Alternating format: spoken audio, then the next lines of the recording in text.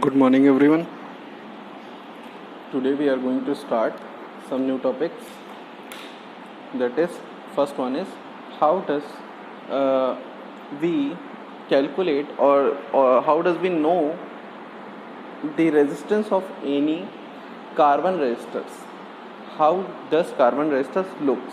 तो देखिए यहाँ पे एक कार्बन रेजिस्टर है, आपने ये इलेक्ट्रिक सर्किट्स में भी देखा होगा कभी ना कभी, ठीक है।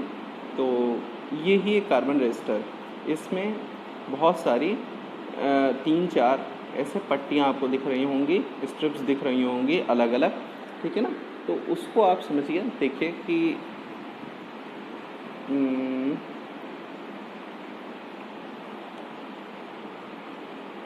इसमें आप देख पाएंगे ज़्यादा क्लियर। देखिए स्ट्रिप्स बनी हुई हैं, ठीक है ना। तो ये जो स्ट्रिप्स हैं इनके थ्रू हम जाना करते हैं कि ये जो रजिस्टर है इसकी वैल्यू क्या है। तो इसी को कहते हैं कलर कोडिंग। देखिए यहाँ पे अलग अलग पट्टियाँ बनी हैं जिनके अलग अलग रंग हैं, ठीक है। तो अब हम अपने टॉपिक पे आते हैं, ठीक है। देखिए कलर कोडिंग, यहाँ पे कलर कोडिंग के लिए एक इस तरह का कार्बन रेजिस्टर जैसे आपने देखा वो यही ऐसा ही कुछ है। इसमें इस तरह की स्ट्रिप्स बनी हुई हैं अलग अलग, एक ये हो गई, एक ये हो गई, जनरली 4 ही स्ट्रिप होती हैं, ठीक है। और एक ये थोड़ा डिस्टेंस पे होती है, ठीक है ना, ये वाली थोड़ा डिस्टेंस पे होती है। So this first strip is actual में first digit. Similarly, this one is second digit, and this one is multiplier or the third digit multiplier, and fourth one is named as tolerance, ठीक है। तो ये नाम दिया जाता है। अब देखिए यहाँ पे होता क्या है, अलग अलग रंग लगे होते हैं, अलग अलग कलर्स होते हैं। Then we have to notice that which color is this. So in our case here in this iron strip,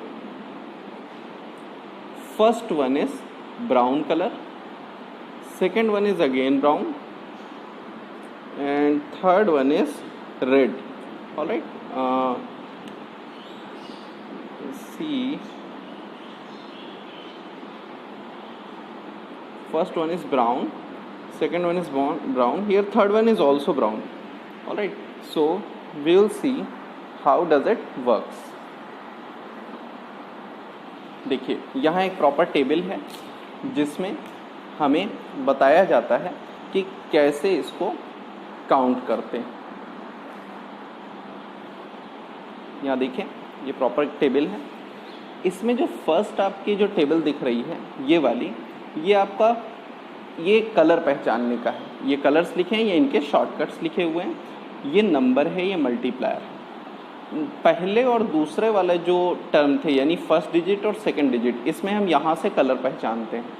third digit में हम यहाँ से मल्टीप्लायर पहचानते हैं, यानी वो जो हमारी मल्टीप्लायर वाली स्ट्रिप थी उसमें हम मल्टीप्लायर की वैल्यू लिखते हैं। और यहाँ पे जो हमारा ये है, ये लास्ट में होता है ये टॉलरेंस के लिए ये दोनों एक साथ पढ़ा जाता है। देखिए लास्ट में मेरा टॉलरेंस जो था वो गोल्डन कलर में था, टॉलरेंस वाली जो स्ट्रिप थी।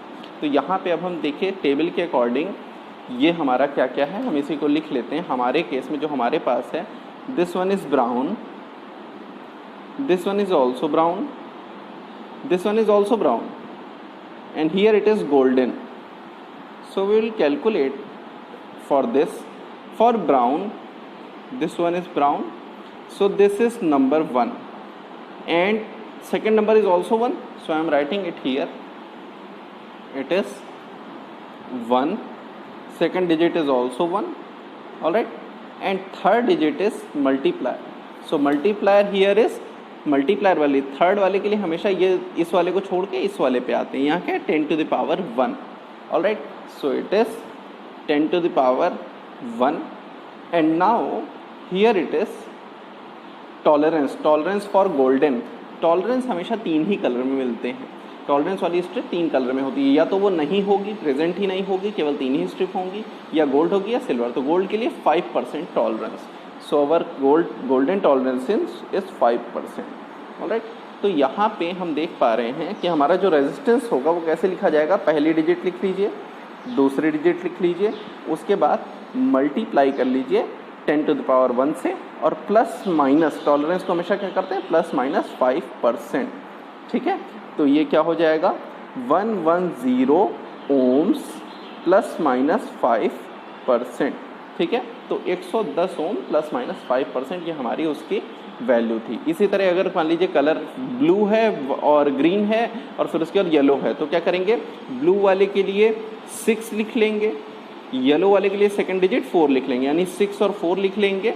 अगर मान लीजिए हमारा ये ऐसा कुछ होता, ब्लू, येलो और ऑरेंज होता अगर, एंड देन यहाँ पे सिल्वर होता, तो ब्लू येलो ऑरेंज के लिए क्या होगा, blue B6 yellow 4, but orange के लिए क्या देखेंगे, multiply 10⁻3, 6 4 10⁻3, so it is 6 4 10⁻3 and it is silver is plus minus 10%। ये टॉलरेंस सिल्वर में 10% होता है, सिल्वर स्ट्रिप अलग से आपको दिख जाएगी।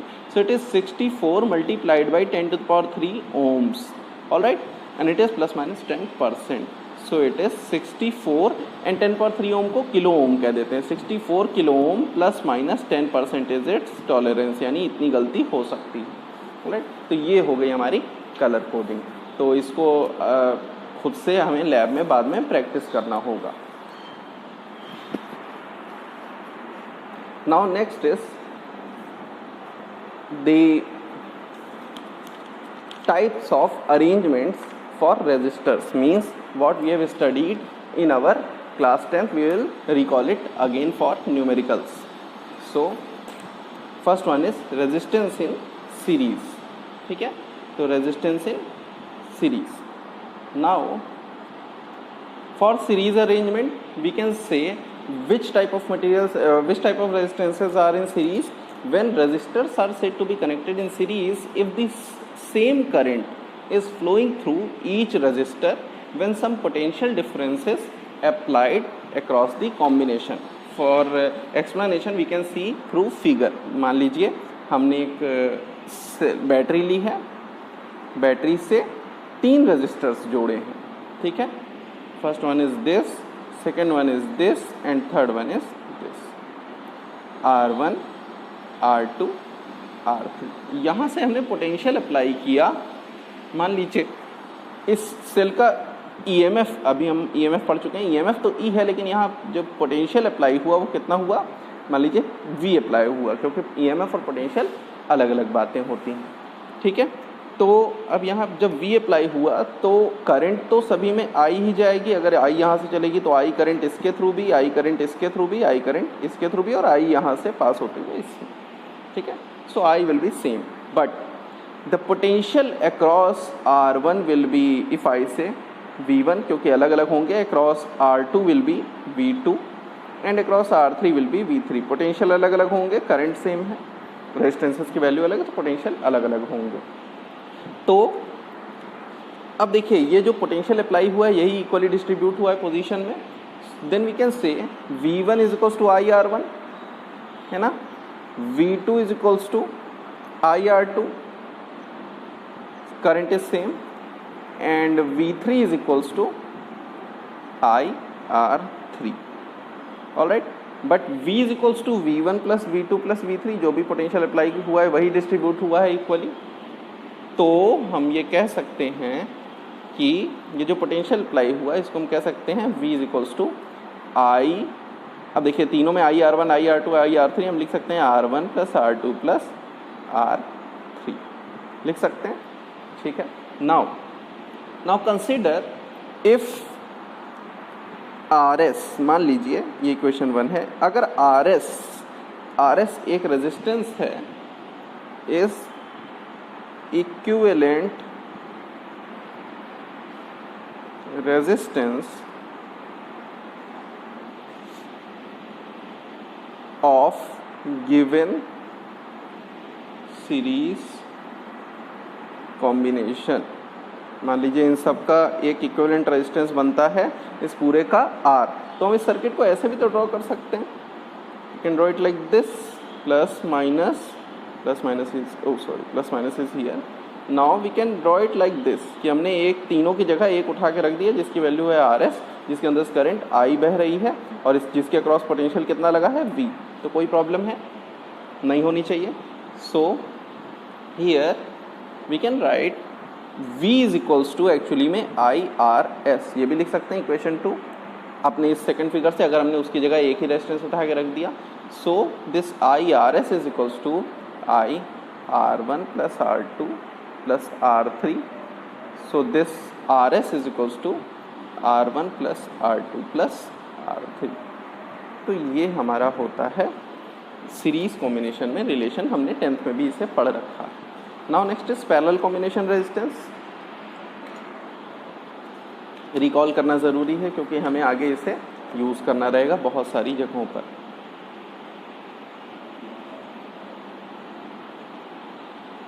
Now next is resistance in parallel, it is also easy, not so difficult. Now consider 3 resistances connected in parallel, these are connected in parallel। Resistances parallel कब कहे जाते हैं? Any number of resistors are said to be connected in parallel if potential difference across each of them is the same and is equal to the applied potential difference, यानी potential difference सभी में same होता है और वो applied potential difference जो होता है उसके सम के बराबर होता है। तो ये देखिए 3 रेजिस्टेंसेस सीरीज में मैंने जोड़ दिए। Now these all are parallel because they have same potential difference across their ends. Here the potential difference is V. If I say V potential difference is applied, तो V इसके cross भी, V इसके cross भी, V इसके cross भी। इसकी value मैंने कहा R1 है रेजिस्टेंस की, इसकी R2 है, and this one is R3. Now as the current starts moving, current will pass through the point this, and here current will distribute in 3 values I1, I2, I3, क्योंकि यहाँ से distribution हो रहा है, same charge carriers नहीं पास करेंगे, अलग अलग नंबर ऑफ चार्ज कैरियर्स पास करेंगे, इसलिए करंट भी सेम नहीं होगी, अलग अलग होगी। Then the potential is same, current and resistances for each resistor is different, so we can write for first one I1 is equals to V by R1, for second one I2 is equals to V by R2, and for third one I3 is equals to V by R3। Alright, but देखिए अगर हम एक equivalent resistance in तीनों का parallel मान लें RP, then we can write एक resistance हमने ऐसा मान लिया जो इन तीनों के पैरेलल कॉम्बिनेशन का इक्विवेलेंट है, तो हम ऐसा बना सकते हैं जैसे हमने सीरीज के लिए बनाया था, यहाँ पैरेलल के लिए बना सकते हैं। Then we can say this I current is actually passing through, I जो यहाँ से निकल रही थी करंट, ये यहाँ जाके 3 पार्ट में बढ़ गई थी, तो ये I current will pass through this RP, the total value of R, alright, the combination of R। So we can say here one more thing is there, जब ये करंट I यहाँ से निकलती है तो यही I I1 I2 I3 में बढ़ती है, यानी I is equals to I1 plus I2 plus I3, alright. So it is our first equation, we can say it is our first equation. Now you can say it is second equation, these all are first equation, alright. So as according to the consideration, if equivalent parallel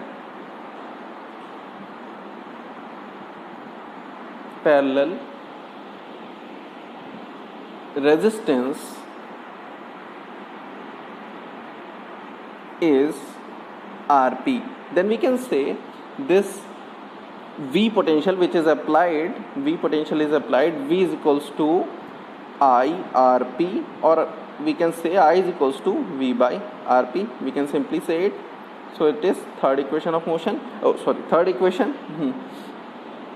So this I is equals to this I1 plus I2 plus I3, put all these values, V by RP V by Rp is equals to, from here it is equals to V by R1 V by R2 plus V by R3. So we can say this as V is cancelled out, 1 by Rp 1 by R1 plus 1 by R2 plus 1 by R3. So this is our parallel combination variation. Alright, it is actually the reciprocal of the equivalent is equals to sum of the reciprocal of individual resistances. We can say like this also. Now, as we have studied about this basic requirement, now we will come to our topic, that is EMF. EMF, internal resistance, terminal potential differences, all are related to our current electricity. Now, so EMF, I have told you already that EMF of a cell is the maximum potential difference between two electrodes of the cell when no current is drawn from the cell. ठीक है, ये cell की तब की voltage होती है, ये potential difference होती है जब उस सेल में से कोई भी करंट निकल ना रही हो. Alright, now I have already told you that each cell has its internal resistance. मतलब ये सेल किस सेल की बात हो रही है, कोई भी सेल किससे बना होता है, इलेक्ट्रोड्स लगे होते हैं उसमें एक सॉल्यूशन होता है जिसको हम इलेक्ट्रोलाइट कहते हैं. तो हम यहाँ लैब में देखा करेंगे लेक्लांचे सेल, डैनियल सेल. तो हम एक लेक्लांचे सेल का एग्जांपल लेते हैं कि उसमें इलेक्ट्रोलाइट होता है, वो एक अमोनियम क्लोराइड सॉल्यूशन होता है. अमोनियम क्लोराइड पाउडर को पानी में घोला जाता है and the electrodes are made of zinc and that carbon rod and zinc rod. So the internal resistance of that cell is defined as the resistance offered by the electrolyte and electrodes of a cell to the passage of electric current through the cell. Alright, so that electrolyte and that electrolytes and electrodes, मतलब वो जो wire हैं, जो उनके बीच की दूरी है, zinc rod और कार्बन रॉड की जो थिकनेस जितनी पानी में वो जो सॉल्यूशन है उसमें डूबी हुई है, ये सभी रिस्पॉन्सिबल होते हैं इंटरनल रेजिस्टेंस के लिए. सो इंटरनल रेजिस्टेंस किन किन चीज़ों पर डिपेंड करती है? Distance between the electrodes, nature, concentration and temperature of the electrolyte. जो भी इलेक्ट्रोलाइट यूज़ कर रहे हैं उसका नेचर क्या है, कंसंट्रेशन कितना है, कम है कि ज़्यादा है, टेम्परेचर इज हायर और lower, and the nature of electrodes also, किस टाइप का मटीरियल हम इलेक्ट्रोड में यूज़ कर रहे हैं. Again the area of the electrodes emerged in the electrolyte also. Alright, so these are the dependency of internal resistances. Now इसके बारे में और जानेंगे फिलहाल. Now what is terminal potential difference? It is, I have already told you this. जब हम cell से current नहीं फ्लो करा रहे होते हैं तो सेल में क्या होता है, EMF हम नाप रहे होते हैं. लेकिन जैसे ही हम करंट फ्लो कराना शुरू करते हैं वैसे ही उसका जो EMF होता है वो कुछ घट जाता है और वो क्या बन जाता है, पोटेंशियल डिफरेंस. यानी terminal potential difference of a cell is defined as the potential difference between the two electrodes of a cell in a close circuit. Close मतलब जो करंट को कंडक्ट करा रहा हो. Alright, so this is terminal potential difference. अब the terminal potential difference जो होता है ये कब होता है, ये जैसे ही उसमें क्या कहते हैं करंट फ्लो होना शुरू होती है किसी सेल से, वैसे ही उसका EMF कुछ घट जाता है. किसके कारण? Because of internal resistance. तो वो जो घटी हुई वैल्यू होती है वो क्या कहलाती है, टर्मिनल पोटेंशियल डिफरेंस कहलाती है. ठीक है, तो अपने यहाँ पे हम समझने के लिए ऐसे कर लेते हैं कि हमने एक सेल लिया है, consider a cell having potential, having EMF E. Consider a cell having EMF E. Small e इसका EMF है. Now this is connected in a circuit between resistance R. R is an external resistance, capital R, between A and B. और यहाँ एक की लगी हुई है जो अभी क्लोज है, सॉरी अभी ओपन है. ठीक है, इस सेल का इंटरनल रेजिस्टेंस ऐसे नहीं दिखा सकते तो हम ये अलग से बना दे रहे हैं कि इसका इंटरनल रेजिस्टेंस R है. ये अलग से मैंने एक डिज़ाइन बना दिया जिससे आप समझ पाएँ. It has internal resistance small r, this cell has internal resistance small r. Now ये अभी की ओपन है, हमने यहाँ एक वोल्टमीटर लगा दिया, ऐसा वोल्टमीटर जो वोल्टेज को नाप सकेगा बिना इसके अंदर से करंट फ्लो कराए, ठीक है, ऐसा वोल्टमीटर जो अपने अंदर से करंट फ्लो कराए बिना यहाँ पोटेंशियल नाप रहा है। अब देखिए जैसे ही, अभी तो ये ओपन सर्किट है, ओपन सर्किट है तो यही पाथवे है जो चूज़ किया हुआ है, यानी कोई करंट नहीं है। तो अभी वोल्टमीटर में जो रीडिंग है that will be equals to the EMF of the cell. अभी फिलहाल के केस में जब की इज ओपन, की K is open, when key K is open then reading on voltmeter V is epsilon, oh sorry E जो EMF है। लेकिन जैसे ही हमने की को क्लोज किया, when की के क्लोज्ड, अब इसके अंदर क्या हुआ, करंट फ्लो होना शुरू हुई, ये इस डायरेक्शन से करंट फ्लो होना शुरू हुई। जब करंट फ्लो होना शुरू हुई, मान लीजिए I करंट फ्लो हुई, अब ये करंट फ्लो होना शुरू होते ही EMF सेल का क्या हो जाएगा, घट जाएगा, और क्या हो जाएगा, ये EMF सेल का घट के कुछ एक छोटी वैल्यू पे आ जाएगा। Why? Because now internal resistance is applied, when internal resistance is applied then the current will be, voltmeter reading will be reduced, voltmeter reading will be reduced, I current I will be equals to the potential that EMF which is used, और कौन सा resistance apply हो रहा है, R plus R, दोनों, बाहर वाला भी और अंदर वाला भी, इंटरनल रेजिस्टेंस भी, ठीक है। तो अब देखिए यहाँ पे जाहिर है ये एक इक्वेशन है, इक्वेशन 1, ये करंट अभी के लिए ये कुछ ई नहीं है, यहाँ ये कुछ करंट, ये जो एक्चुअल थी, अब ये करंट बहने के कारण EMF कुछ घटा है।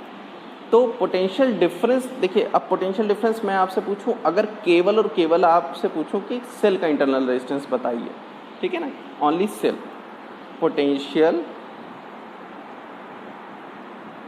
Difference across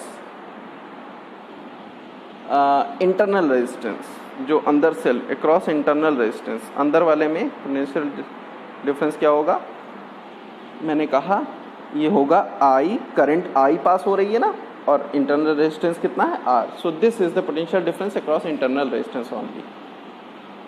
now actually this E is the, ये जो E इज द EMF, और जो पोटेंशियल की वैल्यू आएगी V के अक्रॉस, वो क्या होगा, ये वाला जो है पोटेंशियल, ये हिस्सा जो इंटरनल रेजिस्टेंस के कारण है ये एक्स्ट्रा ड्रॉप हो गया, तो पोटेंशियल में इतनी वैल्यू कम आएगी ई से। सो रीडिंग ऑफ वोल्टमीटर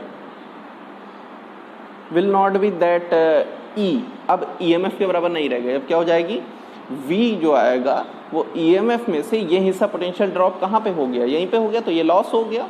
तो V इक्वल्स टू जो EMF होना चाहिए था, जो पहले E पूरा जोड़ रहा था, इतना ड्रॉप होकर जोड़ रहा है, यानी इतना घट जा रहा है EMF से। पहले ये इसके अंदर करंट नहीं बह रही थी, तो I जीरो था, तो V की वैल्यू E थी, लेकिन जैसे ही हमने करंट फ्लो कराई I is equals to zero, so this I is non zero, यहाँ से I नॉन जीरो आया, ये वाले में देखिए पहले करंट नहीं थी, तो इस इक्वेशन में देखिए I जीरो रखते हैं तो V की वैल्यू E हो जाती है, यानी वोल्टमीटर पे कितनी वैल्यू आती है, E आती है, लेकिन जैसे ही I कंडक्ट करती है तो E की वैल्यू ये कुछ घट जाती है और V क्या बन जाता है, E माइनस IR, ठीक है। तो this is our second equation which is very important relation, अब ये आपके साथ इस पूरे चैप्टर में रहेगा, ठीक है।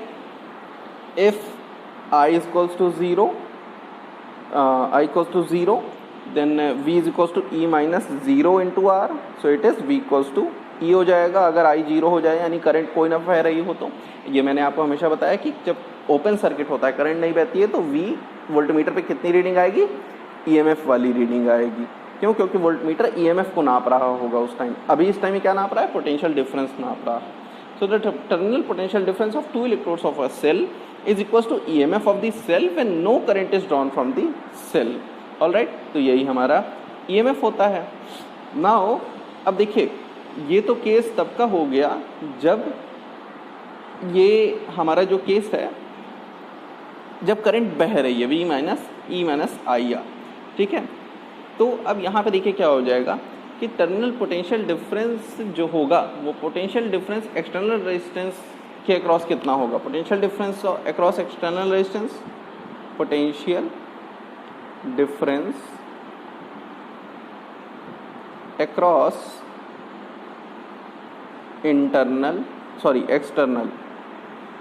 एक्सटर्नल रेजिस्टेंस निकालना, इंटरनल को तो निकाल लिए। एक्सटर्नल रेजिस्टेंस के क्रॉस क्या है, एक्सटर्नल रेजिस्टेंस आई आर और करंट आई, तो एक्सटर्नल रेजिस्टेंस के क्रॉस पोटेंशियल क्या हो जाएगा आई आर। ये जो V, ये जो बाहर अब बचा इंटरनल रेजिस्टेंस के कारण जो potential I into small R घट गया E में से, तो बचा कितना V, और ये V यहाँ अप्लाई हुआ। तो देखिए यहाँ पे I इंटू आर, ये इंटरनल रेजिस्टेंस में पोटेंशियल ड्रॉप हो गया, अब बचा कितना V, और ये V किसके बराबर है, जो बाहर अप्लाई हो रहा है आई आर के बराबर है, ठीक है ना। तो ये ही हमारे A और B के बीच में अप्लाई होगा, A और B जो दो रेजिस्टेंस हमने लगाए थे वायर उसके बीच में यही V अप्लाई होगा, ठीक है। तो यहाँ से हम एक और चीज़, एक रिलेशन और निकाल सकते हैं। इस रिलेशन से देखिए ये हो जाएगा, अगर हम E और V को एक तरफ ले लें, E माइनस V एक तरफ ले लें, आई आर इधर कर दें। देखिए इस वाले में आई आर इधर किया, E माइनस V ऐसे किया, तो R इज इक्वल टू क्या हो गया E माइनस V बाई आई। और इस तरह से हम किसी सेल का EMF इंटरनल रेजिस्टेंस निकाल सकते हैं अगर उसका EMF पता हो। तो हम क्या करेंगे, एक वोल्टमीटर जोड़ेंगे, करंट चेक करेंगे और हम इसका इंटरनल रेजिस्टेंस निकाल सकते हैं। अब देखिए यहाँ पे एक और चीज़ है, इसको हम E माइनस V बाई आई है, अगर हम इसको I इज इक्वल्स टू यहाँ से V बाई आर रख दें, देन वी विल गेट, देखिए एक रिलेशन हमको मिला V is equals to E minus I R, ये स्मॉल r, एक हमको मिला E minus V by I is equals to small r, ये हमने देखा।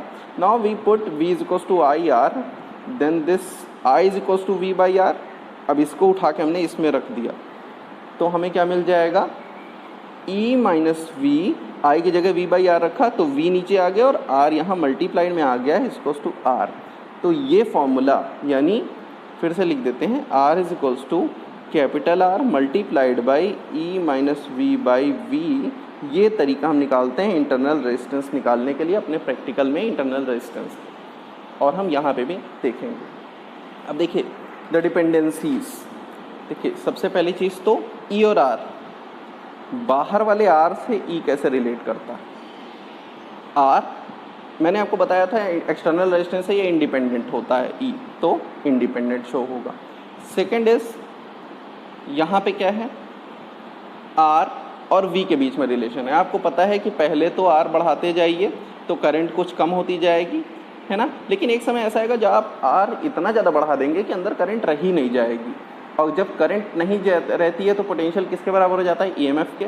तो देखिए आगे जाके कांस्टेंट हो जाएगी, ये कांस्टेंट वैल्यू आगे जब R इनफाइनाइट होगा तो किसके बराबर होगी, एप्सिलॉन के। तो V और R के बीच का ग्राफ है, जब R इनफाइनाइट यानी बाहर हमने इतना रेजिस्टेंस लगा दिया कि वो इनफाइनाइट हो गया, तब EMF ही हमारा नापेगा वोल्ट मीटर, ठीक है ना। Then this is this. Now third one is V और I के बीच में रिलेशन, V और I V। अब देखिए ये क्या है, I और V के बीच में रिलेशन देखने के लिए हम एक ये देख लेते हैं, V equals to E minus I R. ये एक इसको हम ऐसे लिख सकते हैं minus I R plus V minus I R plus E। तो ये एक स्ट्रेट लाइन इक्वेशन है, अगर आप y equals to mx plus E से कंपेयर करेंगे तो ये ऐसा आएगा, ये V की वैल्यू E सबसे छोटी और R E बाई आर, जब I 0 तो ये, जब ये V 0 तो E बाई आर। ये यहाँ से ये कि straight line y equals to mx plus E से आप मैच कर सकते हैं, ठीक है ना। तो ये तीन ग्राफ होगा इसके बारे में, और आप बुक से स्टडी करिए। Thank you.